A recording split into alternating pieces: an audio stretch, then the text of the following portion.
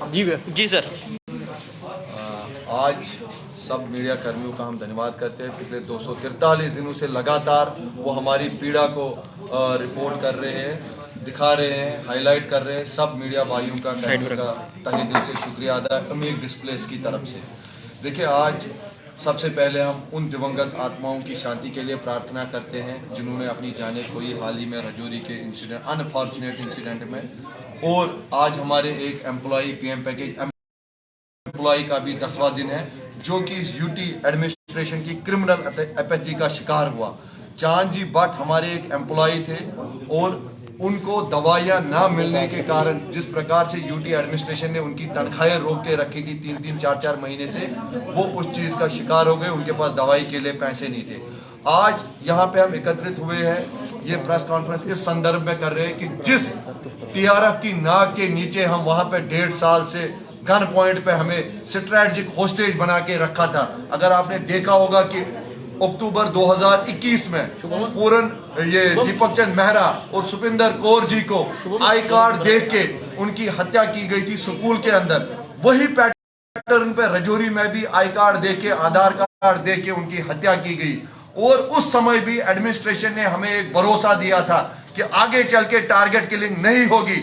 लेकिन उस समय हमने इस सरकार पे विश्वास किया था। लेकिन 12 मई को जब राहुल जी की हत्या की जाती है एक सिक्योर्ड ऑफिस के अंदर, तो सरकार से हमारा विश्वास उड़ गया। उसके बावजूद भी हमने सरकार पे भरोसा बराबर रखा और एलजी साहब से हम मिलने गए 27 मई 2022 को, और जिसमें हमने स्पष्ट शब्दों में कहा कि हमें और कुछ नहीं चाहिए, फिलहाल हमें टेम्पररी बेस पे रिलोकेट कीजिए, अटैच कीजिए जम्मू के संभाग के ऑफिसों में, आरसी ऑफिस में, क्योंकि हमारे सुपर न्यूमरी पोस्ट है और हमारे जो फंड्स है सैलरी के वो सेंटर से आते हैं। हमारे पोस्टों से किसी के भी पोस्ट पे कोई असर नहीं पड़ता है क्योंकि हमारे सुपर न्यूमरी है। और जम्मू के माइग्रेंट ऑफिस में हमारे पोस्ट वैकन है। आप हमारी सर्विसेज फिलहाल यूटिलाइज कीजिए जब तक आप घाटी के हालात ठीक नहीं करोगे। लेकिन उस डिमांड को गलत तरीके से पेश किया गया, कहीं इसको एकोमोडेशन के साथ जोड़ा गया, कहीं इसको प्रमोशन के साथ जोड़ा गया। फिर भी हम घाटी के अंदर बैठे रहे। लेकिन जब रजनी बालाजी की स्कूल के अंदर हत्या की जाती है, फिर विजय कुमार जी की हत्या की जाती है, एक पैनिक सा एम्प्लॉइज में पैदा हो गया और वो डर के मारे गन पॉइंट से वहां पे निकाले गए। एडमिनिस्ट्रेशन ने खुद निकाला हमें उस समय और बोला आप जम्मू चले जाओ, यहाँ पे हालात ठीक नहीं है आपके लिए। एडमिनिस्ट्रेशन आई, डिप्टी कमिश्नर कंसर्न आए, वहां पे पुलिस के आला अधिकारी आए। उन्होंने बोला या तो आप ताले के नीचे रहो, लेकिन ऐसा पॉसिबल नहीं था क्योंकि हमारे 4,000 साढ़े 4,000 एम्प्लॉइज मुसलमान भाइयों के घरों में रहते थे। कहीं ना कहीं उनमें दहशत का माहौल पैदा हो गया क्योंकि सिक्योरिटी के पुख्ता इंतजाम नहीं थे। यही कारण है पिछले 243 दिनों से हम जम्मू की सड़कों पे मांग कर रहे हैं कि हमें बचाया जाए, हमें वहां से रिलोकेट कीजिए, अटैच कीजिए, तब तक जब तक वहां पे हालात ठीक नहीं होंगे। एलजी साहब से हमारी एक ही मीटिंग आज तक हुई है।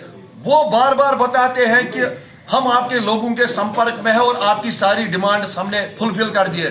लेकिन एलजी साहब से मैं पूछना चाहता हूं, वो कौन से लोग हैं जिनके साथ आप संपर्क में हैं? यही वो लोग हैं जो पिछले 243 दिनों से सड़कों पे है। और अगर आप बोलते हो कि बहुत सारे लोगों ने, अधिकांश लोगों ने ज्वाइन किया है, वो आपकी जो आपने ड्रैकोनियन ऑर्डर्स निकाले, आनंद फानंद में उनको रिलीव कर दिया आपने वहां से।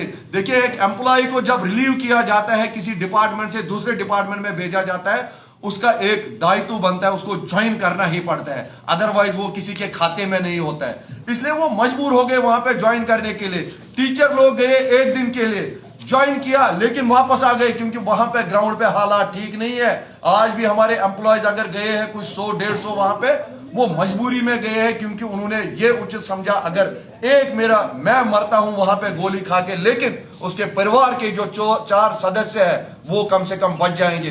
क्योंकि 8-8 महीनों से, 7-7 महीनों से इस सरकार ने एम्प्लॉयज की सैलरियां बंद करके रखी है। यही नतीजा हुआ। चांद जी भट्ट जो एक ऐसे रोग से ग्रस्त थे जिसको 30,000 रुपए दवाई का खर्चा आता था, उसकी भी तनख्वाह बंद थी, वो इसी क्रिमिनल अपैथी का शिकार हो गया आज। और बताना चाहेंगे कि अगर एकोमोडेशन ही इस चीज का सोल्यूशन होता तो मुझे बताइए राहुल जी की हत्या क्यों होती? उसके पास भी तो एकोमोडेशन थी। इसलिए जो ये जान का विषय है, जो ये जान की सेफ्टी का विषय है, इसको और किसी चीज के साथ जोड़ा ना जाए। एकोमोडेशन, ट्रांसफर, प्रमोशन ये एडमिनिस्ट्रेटिव इश्यूज है।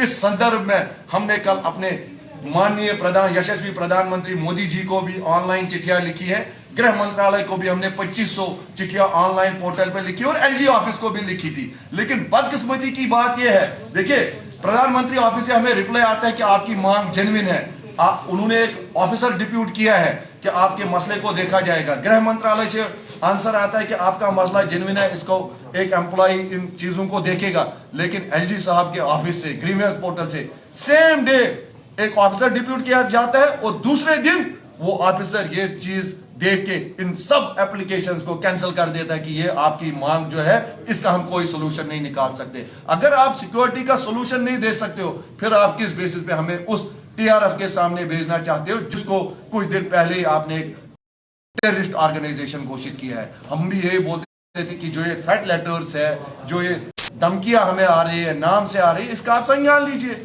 आप वहां पे हमें एक ऐसा माहौल दीजिए, हम जाएंगे काम करने के लिए। अगर आज भी एलजी साहब बोलते हैं कि we ensure your safety, security and dignified return, these employees will return tomorrow, but LG साहब should take the responsibility, the UT administration should take the responsibility. धन्यवाद।